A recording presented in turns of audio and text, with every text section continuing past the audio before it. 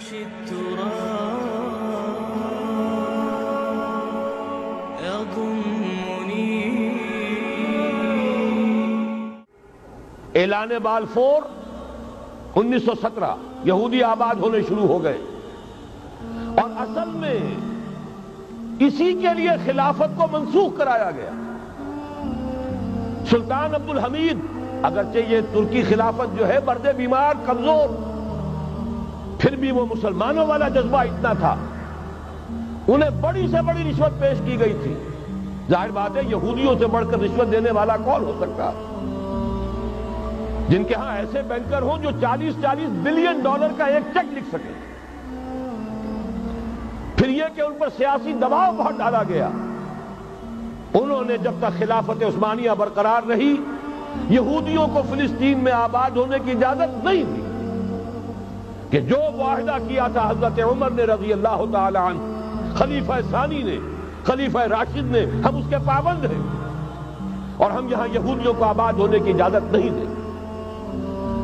لہذا انہوں نے اس خلافت ہی کا بستر طے کرایا، اس لیے کہ نہ رہے بانس نہ بجے بانسری، نہ مسلمانوں کی وحدت ملی کی کوئی علامت دنیا میں باقی رہے، اور نہ مسلمان کسی مسئلے پر جمع ہو کر کوئی موقف اختیار کر سکے. اعلان بالفور کے نتیجے میں آباد کاری شروع ہوئی. 1948 میں اسرائیل قائم ہو گیا، معجزہ ہو گیا. 1967 میں اس کی توسیع ہو گئی. اس میں ایک بات اور بھی عرض کر دوں، یہ سارا کس طور سے ہوا ہے کام؟ آپ نے زائنزم کا نام تو سنا ہے، صہیونی تحریک.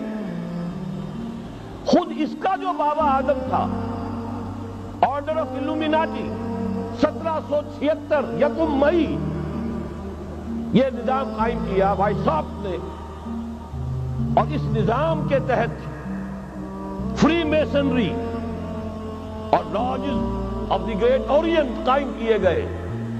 یہ سارا ہتھ کنڈا وہ ابلیسی نظام، اس کی تفصیل ایک کینیڈین آتھر نے لکھی ہے کتاب میں، پاونز ان دی گیم.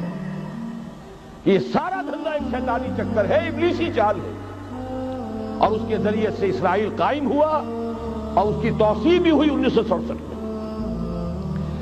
اب یہاں تک پہنچنے کے بعد ان کے پیش نظر بقیہ دنیا کی تسخیر اور اسے فتح کرنے کا معاملہ ہے، اور سب سے بڑھ کر اسلام کی بیخکنی اور اس کا راستہ روکنا، یہ ان کے پیش نظر ہے.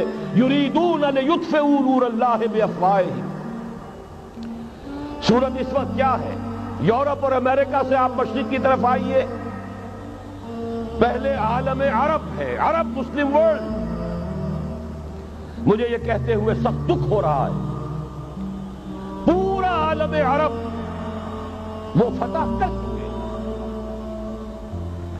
وہ عرب ممالک کے جو اسرائیل کے ساتھ کسی میز پر بیٹھ کر گفتگو کرنے کو تیار نہیں تھے، آپ دیکھ رہے ہیں کہ لائن لگ گئی. کبھی صرف انور سادات نے ریکگنائز کیا تھا، پوری دنیا میں شور مچا تھا، اس پر لعنت ملامت ہوئی تھی.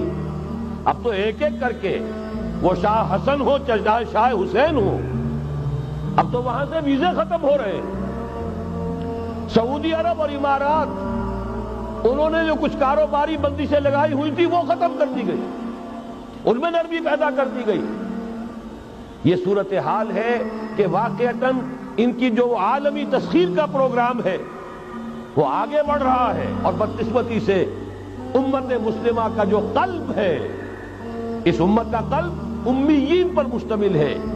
هو الذی بعث فی الامیین رسولا منہم یتلو علیہم آیاتہ ویزکیہم الی آخر الآیہ. حضور بھی امی تھے، انہی میں سے تھے صلی اللہ علیہ وسلم.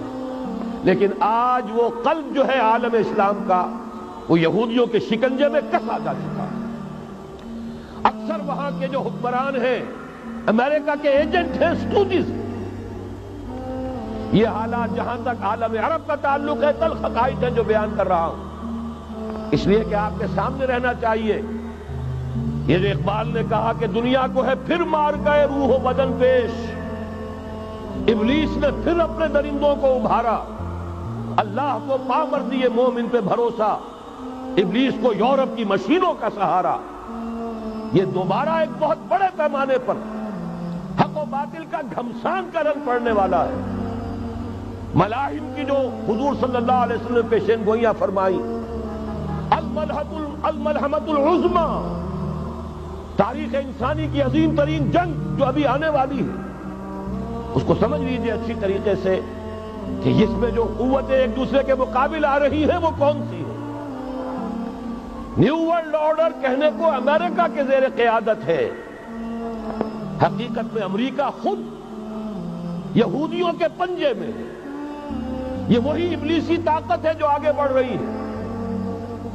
عالم عرب کو فتح کرنے کے بعد اب ان کے پاس اگلا عالم اسلام کا حصہ ہے، غیر عرب مسلم ورلڈ۔ ایران ہے، اس کے شمال مشرق میں ترکستان ہے، روسی اور چینی، مشرق میں افغانستان ہے، پاکستان ہے، یہ ایک بہت بڑا سالڈ بلاک ہے۔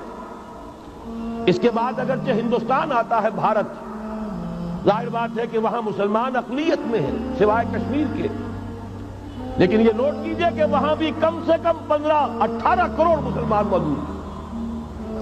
آج بھی دنیا کا سب سے بڑا ملک جس میں مسلمانوں کی تعداد اور جن کی نفری سب سے بڑھ کر ہے وہ بھارت ہے۔ اس کے بعد پھر انڈونیشیا، ملائیشیا ہے، اس سے آگے ہے پھر فار ایسٹ، ابھی انہیں فتح کرنا ہے۔ نیو ورلڈ آرڈر کا یوں سمجھیے کہ ابھی یہ ہارڈ نٹ ٹو کریک، ابھی ایک لوہے کا چنا ہے چائنا کی شکل میں موجود۔ اور مجھے یاد آ رہا ہے ڈی گال کے الفاظ بہت سے لوگوں نے سنے ہوں گے، اس نے کہا تھا کہ ہم نے خام خواہ روس کو اپنا دشمن بنا لیا ہے، وہ تو ہمارا بھائی ہے، وائٹ ریسس، وہ تو بنیادی طور پر یورپین قوم ہے۔ Beware of the yellow masses of the east, تمہیں گھبرانا چاہیے، تمہیں خبر لینی چاہیے، وہ مشرق بعید کے جو زرد رو لوگ ہیں، China, Indochina, Japan, yellow races. ابھی اس نیو ورلڈ آرڈر کے لیے جو فتح عالم اور تسخیر عالم کا پروگرام ہے، اس میں پہلے غیر عرب مسلمان دنیا اور پھر یہ فار ایسٹ کا خاص طور پر یلو ماسز، یہ ہے کہ جنہیں ابھی انہیں ٹیکل کرنا ہے۔ اور اسی لیے میں عرض کرنا چاہتا ہوں، حقائق ہمارے سامنے رہنا چاہیے۔